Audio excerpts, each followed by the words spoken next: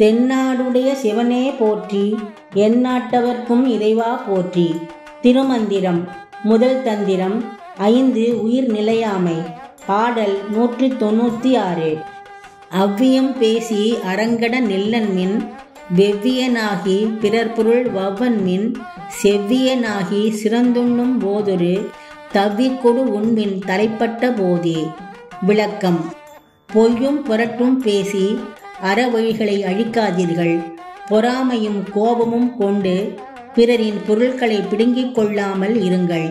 எண்ணமும் செயலும் சிறப்புடையவராக மாறி வாழ்வு சிறந்திருக்கும் போது, உணவு உண்ணும்போது யாராவது வந்து பசிக்கிறது என்றால் ஒரு கைப்பிடி அளவாவது உணவை அவருக்கு அளித்தபின் உண்ணுங்கள். இப்படியெல்லாம் வாழ்ந்தால் உடல் அழிந்து உயிர் பிரிந்தாலும் இறைவனை அடைந்து பேரின்பம் அடையலாம்.